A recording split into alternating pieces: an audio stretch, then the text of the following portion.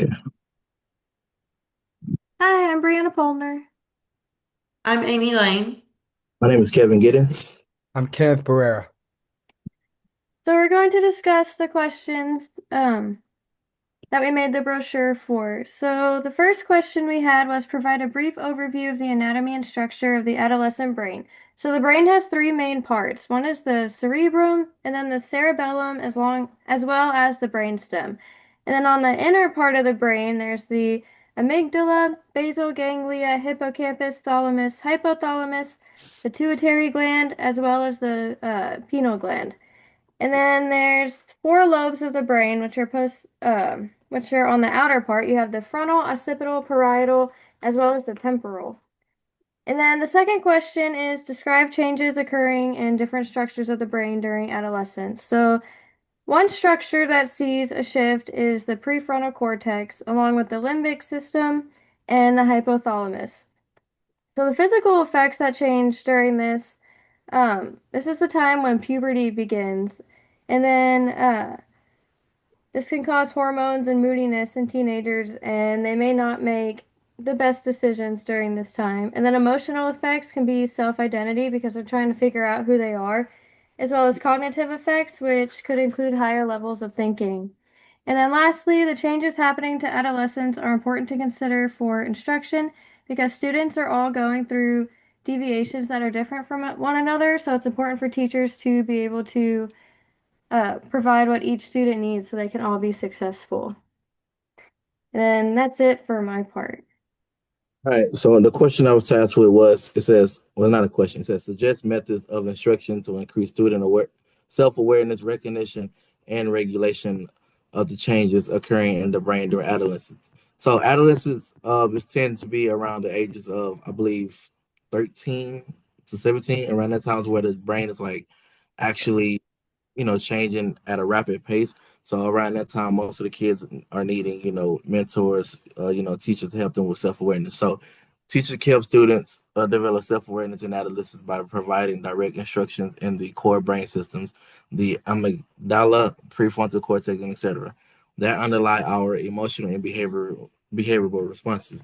So most most like I teach in eighth grade, so most of the students are questioning authority. Most of the students are questioning who they are as a person. They want to know if they are a good person or a bad person. Sometimes they're doing things just to do it, just to make friends. Sometimes they do it because they don't know right from wrong. And so us as teachers, we have to be there to support and teach strategies to self-regulate emotionally and behaviorally, while also providing opportunities for students to use these skills enables. While also providing opportunities for students to use these skills. They can enable students to continue building upon their skills of self-regulation. Opportunities to support and teach the self-regularity skills should occur during the childhood and adolescence when the prefrontal cortex is developing and adolescents can practice and learn these skills. They may need to set goals for themselves also, and reflect on their own learning and problem solve with others. So, in other words, we can't just always hold their hands. Okay, we have to also hold them accountable and make sure they are meeting those expectations that not only that we set for them, but that they set for themselves. Adolescents need opportunities to take risks and practice regulation in a safe place with support and consistent guidance. Also, educators can also model various coping strategies for difficult feelings and thoughts, such as taking deep breaths, grounding techniques, or reframing the way they think about a situation. And that is it for my part. So I had include instructional strategies and activities that maximize decision making, problem solving, and learning as brain development occurs, and provide at least one specific strategy for each. So really I have three strategy teachers can use right away. The first is using choice boards. These give students different options for how they want to show their learning. This helps them practice making decisions and build confidence. Second strategy is a think, pair, share. Students think alone and talk with a partner and then share with the class. And this helps because instead of not always learning from the teacher, they're learning from their own classmates. So it helps bring more ideas. And the last strategy is using graphic organizer like charts or Venn diagrams. This helps get the ideas out of basically out of their brain onto paper where they can visually see it. Helps students organize ideas and connect information and remember details better. This resource is helpful for teachers because it gives quick, easy to use tools that match how the adolescent brain develops, helps teachers support students in a way that reduces stress, improves understanding, and makes learning more meaningful. Okay, and the last portion of the brochure addresses how technology can facilitate and empower adolescent learning. These kids in this age have grown up in a digital world, and that technology can be a powerful tool for their learning. Increasing digital and technological advanced environments in education, we can harness that to provide engaging opportunities because it's been shown that this enriches the learning environment and can improve their overall knowledge retention. One of the tools that is great at doing this is an AI tool called Magic Student that's part of the Magic School AI environment. Um, this tool gives students access to AI in a controlled environment where they can become AI literate and learn how to use the tool responsibly. Teachers can create rooms for students and they can decide what kind of things they have access to, like maybe an AI chat with a famous person, famous historical figure, or scientist. These tools can also help with scaffolding, differentiation for those at different levels, and they can help provide formative assessments and feedback. Um, and having this choice of tools for students in different rooms that are created also is more engaging for them. They can choose tools that they like that would be more interesting for them, which is going to improve their learning about the content inside the classroom. They can be more creative with what they're doing.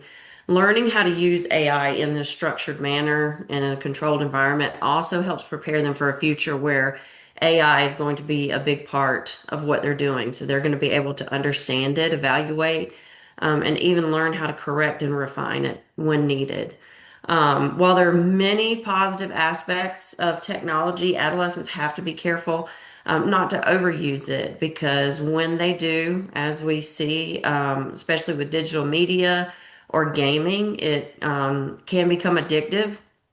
And their prefrontal cortex, although it's developing rapidly, it regulates the self-control and it's not fully formed yet. So they may not have the ability to limit this digital media use, and it can lead to negative changes in sleep patterns. And this connects to negative effects on academic success. Um, and so that's one of the ways that technology can empower our adolescent learning.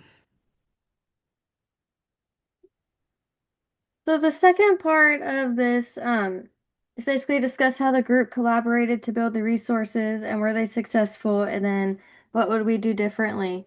So what worked for us was on day one, we all decided what questions each person would answer, and we took a day or two to complete them. And then once we finished, we shared all of them with the group, and then all of those answers were put into the brochure.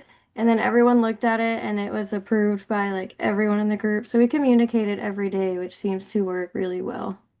I want to say this group communication skills is probably one of the best I've been a part of since my undergrad years in college. We communicated literally every single day to make sure everybody was on one accord, to make sure the brochure looked good, and to just make sure that like we're actually understanding the lesson. So I actually appreciate how us as a group was able to communicate. Yeah, and I would say, as far as if we were to work on this type of collaborative task again, what we would do differently. One thing we had discussed, maybe setting up a Zoom meeting earlier, just to get used to it, see each other face to face. Um, but there wasn't, we met, but there wasn't really anything that I would point out. Just maybe getting used to the platform, so we, knew how to use it, felt comfortable with it, um, or a little bit earlier. But thought we did a great job with communication. Yeah, I mean, the only thing I could say, I like, the feedback we had on each other's work, asking for feedback. So that really made sure we were all on the same page on everything. Yeah. Then the last question is basically describe how this type of collaboration between teachers and school staff would build a shared vision and supportive culture for all students in the learning community. So we kind of discussed this a little bit. So basically it would allow teachers in other areas as well as locally to all collaborate with each other, which in return would give teachers better ideas and more ideas that they could use to incorporate into the classroom to benefit all the students. Yeah, I think anytime you've got this kind of collaboration, there's things that you may not think about. You've got people coming from a lot of different perspectives, and looking at something from somebody else's perspective really gives you more options, um, or things that you never would have thought about. Otherwise, people that may teach slightly different grades or different demographics may have something that's worked well, um, or just different perspectives. I think is one of the best things you get out of collaboration. Yeah, I also agree that like different perspectives are different things because you're not gonna know what worked for you might not work for somebody else, or what works for you could also help somebody else as well. So different perspectives is just like what she said, kind of is what should be going based off not only just for this assignment, but actually in the real world of educators. Well, for instance, we do these type of collaborations with my staff meetings with my teachers from U.S. history. So we always we call them learning communities, and it actually works out well knowing where we need to go, what ideas we have, what ideas we can um embrace, I guess you could say, or so it actually is very positive in all ways.